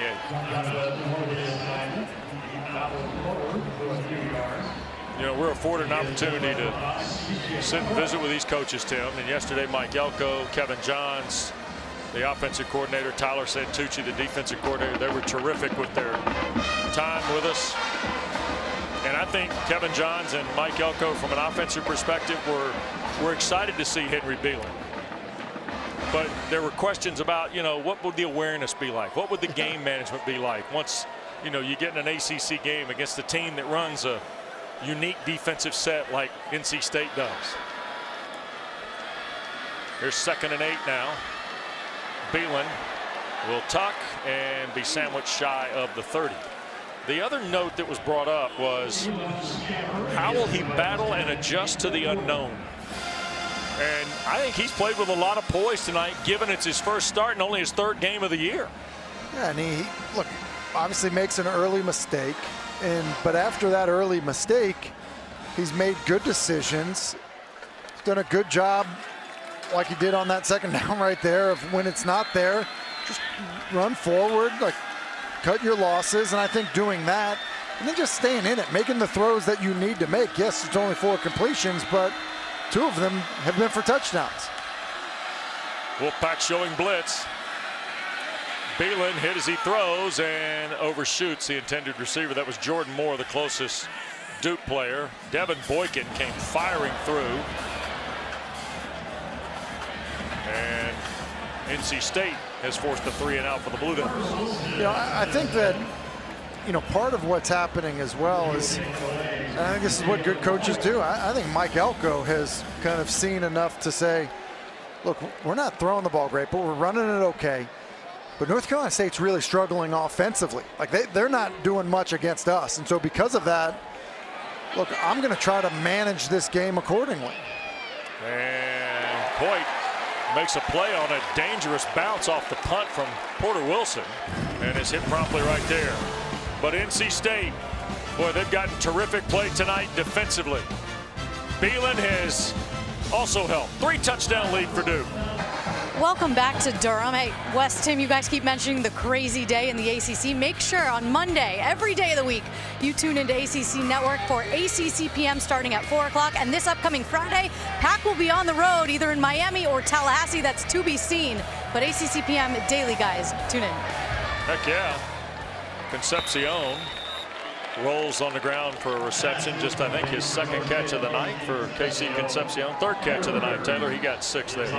Yeah, tight end Trent Penix was huge for MJ Morris last week with 2 touchdowns. He will be without him for the rest of the half, out with a lower body injury, they are calling it. I saw him on the sideline visibly frustrated, punching one fist into the other hand, but he is standing, roaming the sidelines, limping, still trying to hype up his teammates, guys. Yeah. 2nd down 4 here from Morris and the Wolfpack, who are down 3 touchdowns. It's been a terrific night for Duke's defense, in addition to the efforts they've gotten offensively of the big play variety. And stretching out to make the catch for the Wolfpack is Terrell Timmons Jr. Sophomore from Greensboro, 1st catch of the night. He had a couple grabs for 51 last Saturday in the win against the Herd. It's a really nice route. You see him get Miles Jones turned around, stems him inside, breaks out to the corner, and is able to secure the football. And kind of feel like North Carolina State thought that they'd be able to do more of that earlier in this football game. 1st down and 10 for Morris. He's going to take the deep shot. There was a collision there. Is there going to be a flag? No, that was Timmons again. And we have a flag in the backfield here. Miles Jones, the Texas A&M transfer, the 6'4" corner. Holding. Offense number 74. 10-yard penalty, 1st down. It's on Anthony Belton, the left tackle. Belton's the left tackle, and he's working on Carter, who's now outside, the big fella. And that definitely could be called a hug or a hold, whichever you want. And, you know, I think part of what happens is, I think they got to give some attention and love to this Duke defensive line. Yep. 1st and 20 after the penalty. Blue Devils only rushing 3 here. Morris with time. That's Concepcion, middle of the field. A catch and roll to the Blue Devil 43 and a 1st down. Tim, they are marvelously tutored by Jess Simpson, who's worked at a lot of different levels of football, as a terrific high school coach in the Atlanta area, and he's done a whale of a job with this defensive front for Duke. Yeah, they've done a great job. You look at Concepcion, does a great job of just kind of understanding where the soft spot in that zone is. For a young player, I have to tell you, if there's been a bright spot tonight, it's been KC Concepcion, and his ability in the backfield as a receiver, he's been excellent. Here's Morris. He's going to take the deep shot now down the far sideline. And he was looking for Concepcion there. Brandon Johnson in coverage with the young freshman from Charlotte.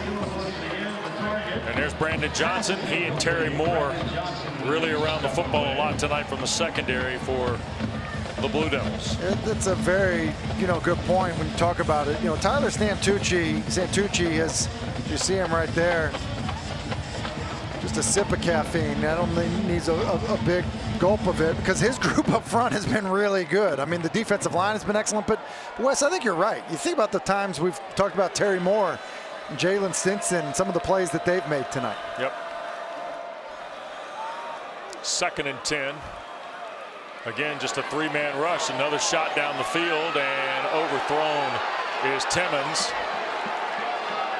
with Johnson there again in coverage. I think Morris is litigating a little bit.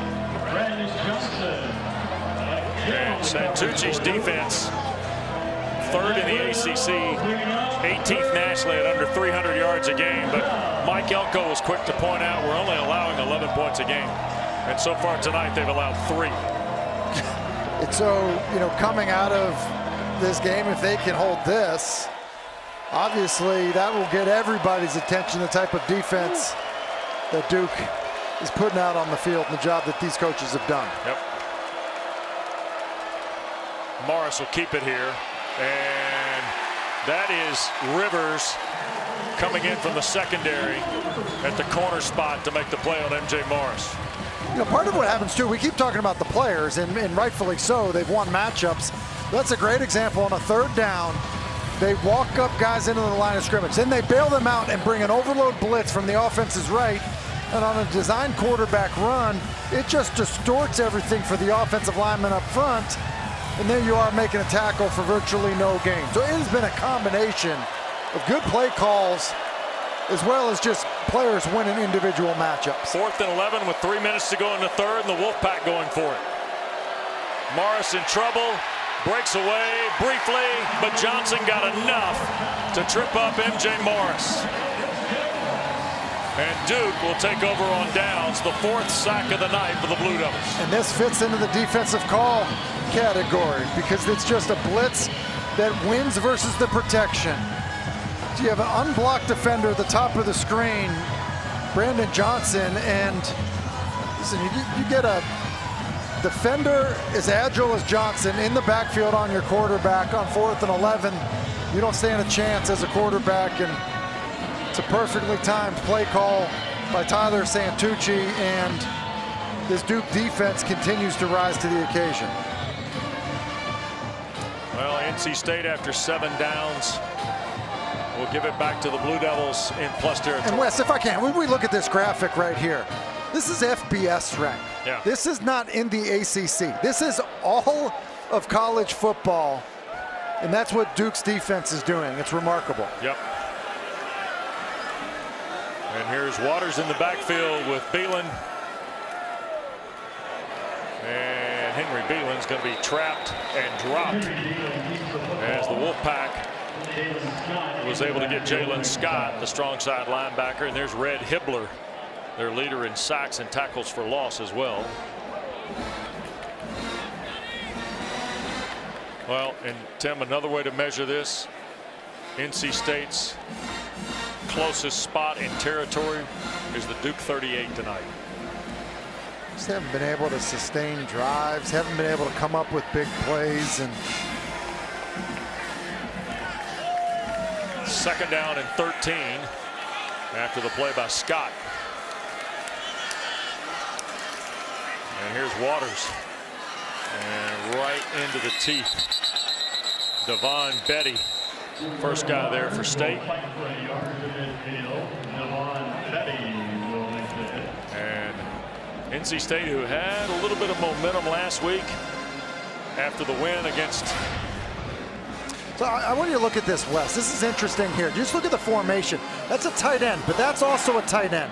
When you look at these guys here, this is an unbalanced line. And I think what Duke has decided to do tonight to basically line up against this 3-3-5 front is give them that odd, offensive formation that kind of forces you to declare your front. And they've done an excellent job, obviously not there, but running the football against it tonight. And another play behind the line here. And that time Price got involved. Traval Price with Peyton Wilson.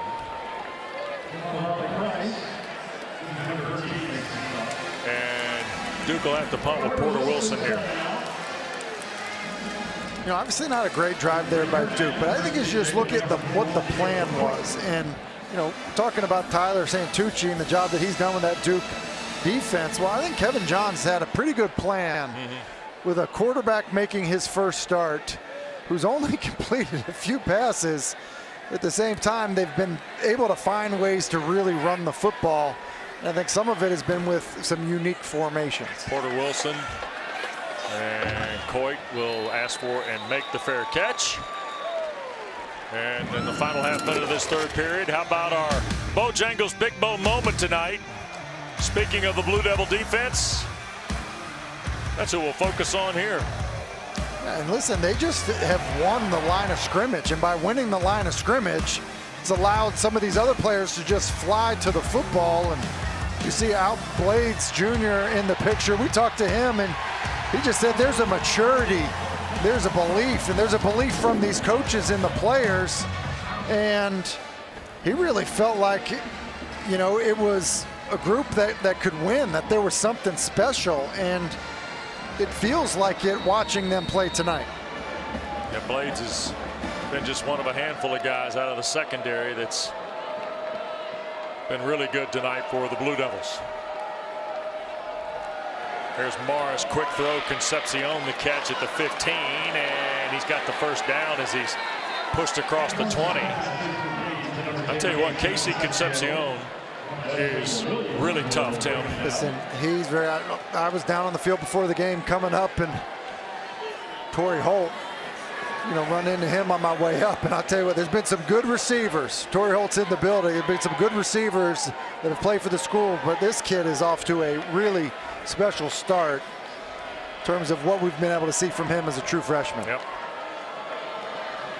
And that will be the end of the third quarter. Well, Mike Elko, 12-0 as the Blue Devil head coach when leading after 3. The advantage is 21 points, and he's going to talk to Taylor next. Defensive guy, about your defense here tonight. Yeah, so far so good, but we got one more quarter to play. Thanks, Coach. Yeah, thank you. Locked in, and here is Michael Allen on the first snap of quarter number 4. Trey Freeman, the tackle for the Blue Devils. Head coach of keep those arms folded, but a couple more like that and there'll be a challenge. Not to the officials, to his team.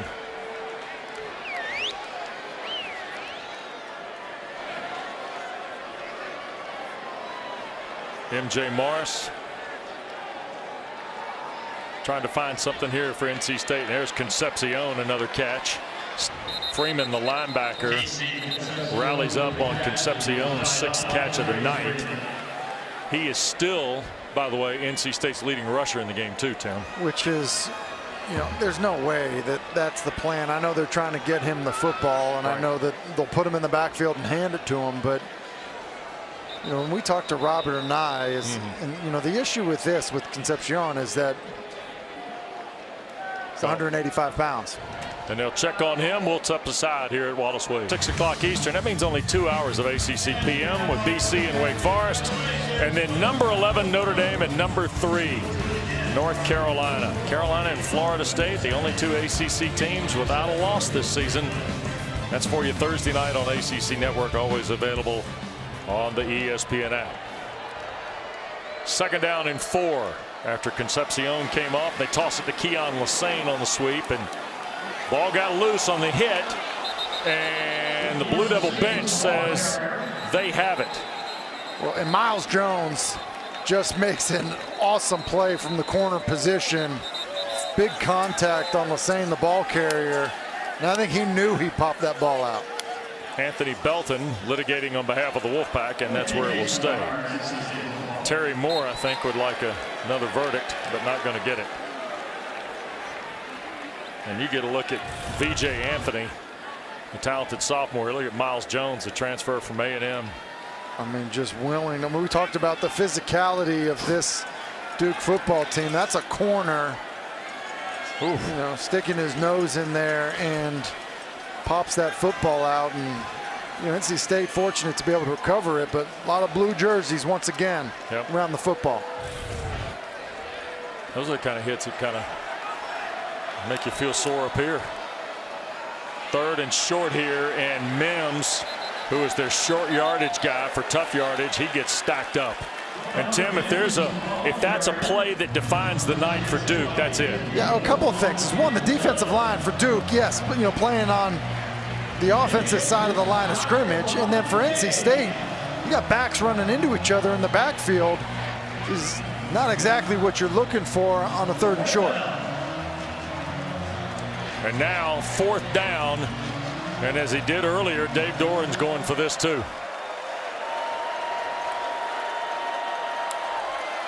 Morris to Mims, right side, and he crosses the 45. He'll easily have the 1st down.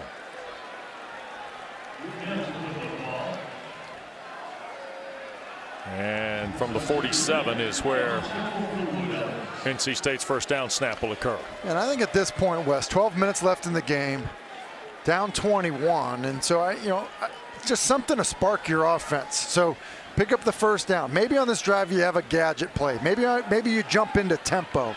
Just something to kind of kickstart you offensively. Just give you a little bit of life to feel like you can fight your way back in this. Yeah, just the Narvis field goal off the battle interception. The only points tonight that NC State has, and here's Morris with a flag thrown. And now MJ trying to work here to the near side. He got bumped as he got to the out of bounds stick by Cam Dillon, the linebacker. Holding offense number 54. 10-yard penalty. 1st down. That's McMahon, the center. And once again, it's the defensive line. You just look at what happens. It's a full-on takedown as he's getting run over by Aaron Hall. You know, another name that we're calling right now on this Duke defensive line. Yep. And another local guy. Played at Southern Durham. 2nd down, or 1st down rather, and now Lassane again on the perimeter from Morris, and the Blue Devils are there in a hurry, headed by Anthony Nelson. Nelson is the Harvard transfer. When you think about it, their coach was a safety at Penn in the Ivy League when they won the '99 Ivy League title. It's big of a Harvard guy to transfer in and play for the Penn guy, right? Well, and part of what happens too is, listen, he's a guy he's graduated college. He's a mature player. And I think that part of what happens when you get some of these mature players, whether they play in the Ivy League, FCS, FBS, you understand what it takes and the commitment and the effort, and we're seeing it tonight. Here's Morris eluding pressure again, and he'll have to tuck and run. And MJ Morris gets into Blue Devil territory. Well, you mentioned the transfers. When you look at where they are defensively, Al Blades, Miami. Miles Jones, Texas A&M. We're not seeing Jeremiah Lewis tonight, who started at Duke, went to Northwestern, has come back to Duke. And then you look, Cam Dillon, Columbia, Jeremiah Lewis, Northwestern, Hornibrook on the offensive lines, a Stanford guy. We mentioned Nelson a moment ago.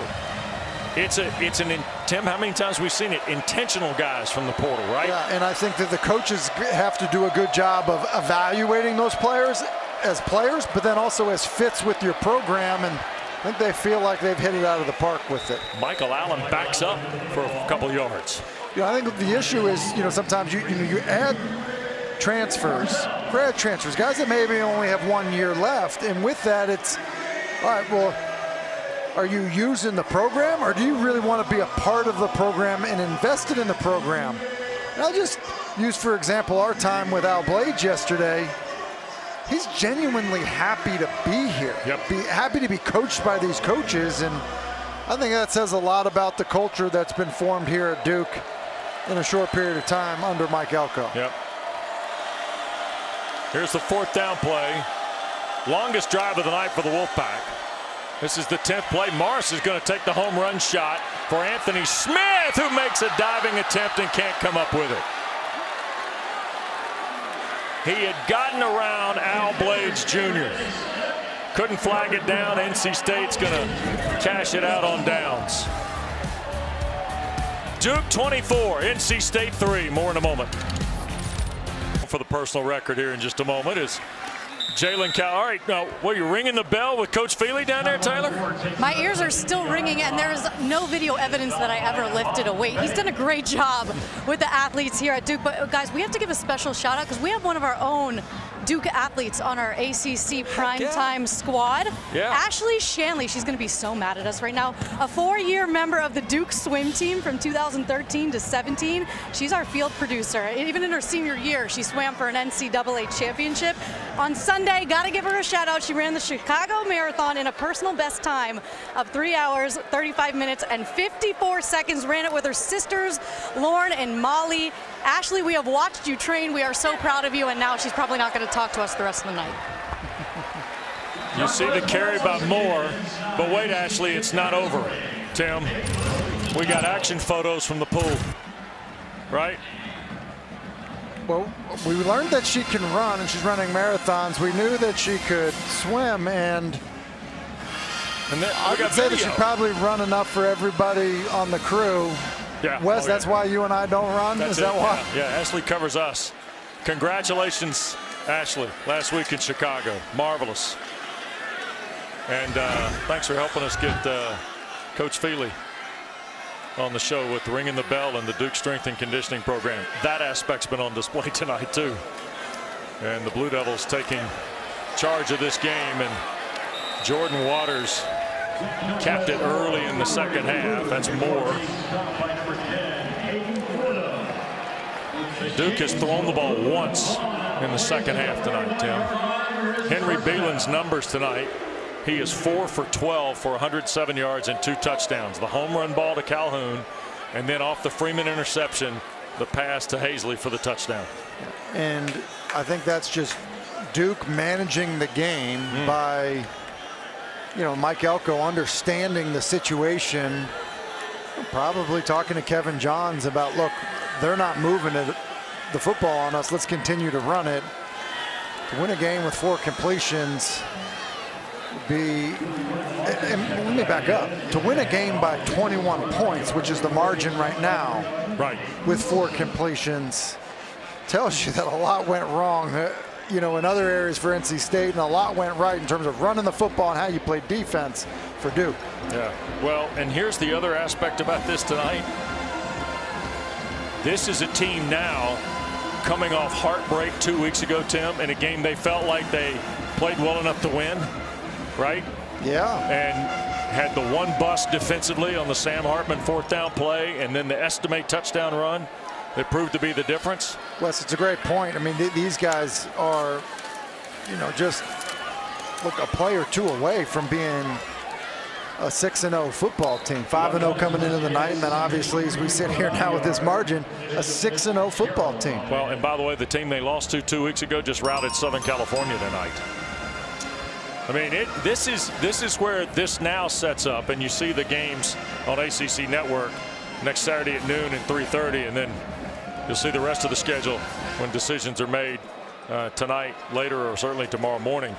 But this football team that has this performance tonight off a bye week goes to Tallahassee next Saturday. And you know, Mike Elko did allude to us. He said, you know, it was a disappointing loss against Notre Dame, and so he wanted the players to be encouraged by how they've played and what they've done and how much better they've gotten. And I think he wanted his coaches to know, like, hey guys, think about what we took over 2 years ago, and not even a full 2 years ago, and where we are now. We said it off the top of the show. Week 5 college game days here for that game. And seeing them play tonight, yeah. Look, Riley Leonard is going to get a lot of attention, and rightfully so. And we'll talk about, you know, when he's going to be back from that ankle injury. But part of the story here is this Duke defense and how for real they are. Porter Wilson going to let the play clock wind down to 1. And now he will sail it over the head of Coit. And Rivers can't quite get to it, and that'll get us to a timeout. 24-3. Duke in control tonight at home. And we thought number 7 might have to have a big ball game with Henry Belin starting his first game at the cube spot for Duke, and Jordan Watrers put this thing to bed in the 3rd quarter with the 6th longest run in Duke history, 87 yards. On the way to a career high night. And here's Morris flush from the pocket. Trey Freeman around the slide of MJ Morris. And Riley Leonard put the hat on back, means the game's over. I'm good. It'll be another week of trying to get better, and who knows, maybe he can go next Saturday at Tallahassee. Well, and how about that, Wes? You know, with the situation in terms of Riley Leonard, look, he's such a good runner. High ankle sprain. You know, you think having another week to rest, like, that's a big deal. To get a win, it's a team in your conference, completing 4 passes with your backup quarterback, and giving Riley Leonard another week where he doesn't re-injure that ankle. Yeah. That's another big thing for Duke. Yeah. It's not that we know he's going to be back for sure next week against Florida State, but right. Certainly more likely than if he were to get rolled up on tonight. Yep. So here's a first down after the catch by Timmons a moment ago. MJ Morris squares it up, middle of the field throw to Kendrick Raphael, youngster from Naples, Florida, with the grab. Under 3 minutes to go. Well, NC State is going to find themselves at 1-2 in the ACC, and they will have a bye week before Clemson goes to Raleigh. The Tigers on the bye this week at Miami next Saturday. And the Canes trailing by 3 scores in the final period at Chapel Hill. Here's Morris loading up again. He'll shoot it to Raphael at the 45. Freeman on another stop for the Duke defense. And Tim, we've had ourselves quite a day in the ACC. The Noles set the bar early in the day. They held Syracuse to under 275 yards and posted a 41-3 win. Virginia Tech got a heck of a performance from Kyron Drones. Boy, you really did something there a couple weeks ago, didn't you, against Pitt? Well, he's an interesting player because he's so big and so strong that you have to account for him as a runner, which opens things up in the passing game. Deep shot for Smith. Or Timmons, rather, incomplete. Drones finished 20 of 29 for 321 and 2 scores. 321's a career high. And the Hokies win against Wake Forest. And the biggest shocker of the night is at Acrisure Stadium tonight, where Pitt scored 38 points in beating Louisville by 17. The Panthers were 3 touchdown underdogs at home to the Cards tonight of Jeff Brom. Here's Morris on second in the full 10, and a delivery of a pass to the middle of the field. Dillon the hit on Raphael. You just think about that Pitt score, Wes. I mean, Pitt switches quarterbacks. They've really struggled. Christian Veilleux, who got the start, really had not, shown that it was going to be much different for the Pitt Panthers offensively, and that is a really surprising score against a Louisville team that have been a pleasant surprise. Yep, 2 yards. How about that? I mean, it's one way, if you're a team that's struggling on offense, one way to fix that is just go ahead and score on defense. And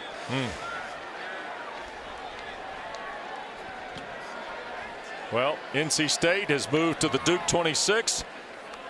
Their furthest advancement tonight with the football comes with 1:15 to go.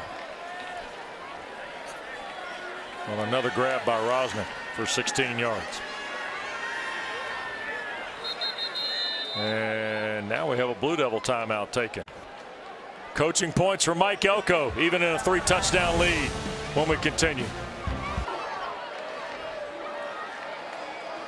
1st and 10, 26-yard line for MJ Morris in Duke territory. Morris for Concepcion and threw it 2 steps in front of him, incomplete. I like the idea, though. for Robert Anai. That's your best player. And Duke, not just sitting back, they bring a corner blitz on the top of the offense's right and nearly get home with a hit. In fact, I think MJ Morris ends up missing it. Should have shot the ball outside, but Mike Elko calls that timeout frustrated. He's like, look, we're not done playing defense. Let's keep him out of the end zone. Bring 4. Morris squeezes through and slides down. Puck. And we get an NC State timeout with 1:02 to go. I thought for a moment we had a penalty marker, but we did not. Well, the official pulls it out of his pocket. Right. He pulls it out of his pocket, almost starts to throw it, and then as MJ Morris is down, just decides to put it back in his pocket. Which is many flags as we've had tonight. Look at that right there. The umpire pulls it out, ready to throw it like, yeah, maybe it's 24-3, and we're, oh gosh. Michael Prowl.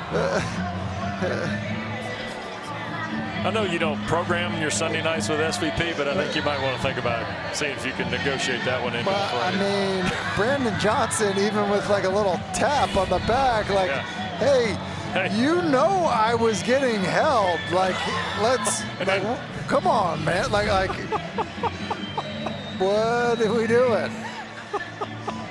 Oh, my goodness. So 3rd down and 4 with 1:02 to go.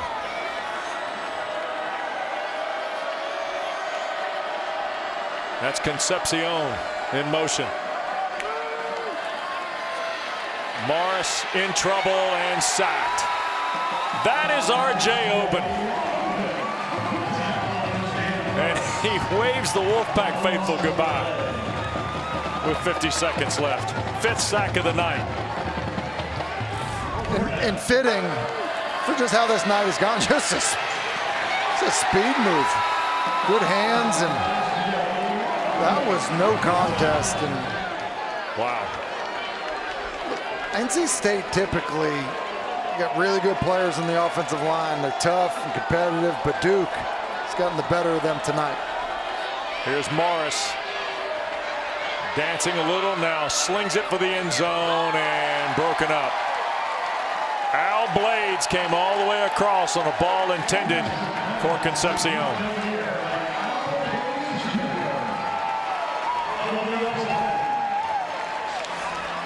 Fewest points allowed to the Wolfpack by a Duke team since 1964.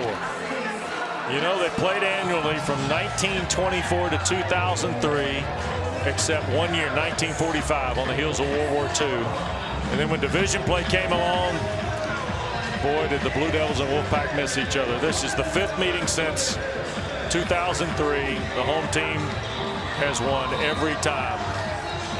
And I think Henry Belin's going to take a knee, and the Blue Devils are going to go to 5-1 and 2-0 in the ACC, Tim, with a very big game next Saturday at Doak Campbell. A huge game next week, a huge win this week, playing with your backup quarterback. And I think that Mike Elko, and you think about the disappointment of the Notre Dame loss, heading into your bye week, not having your quarterback. The response by his football team was outstanding, and it should give them plenty of confidence going into what will be a huge matchup, and honestly, maybe the biggest game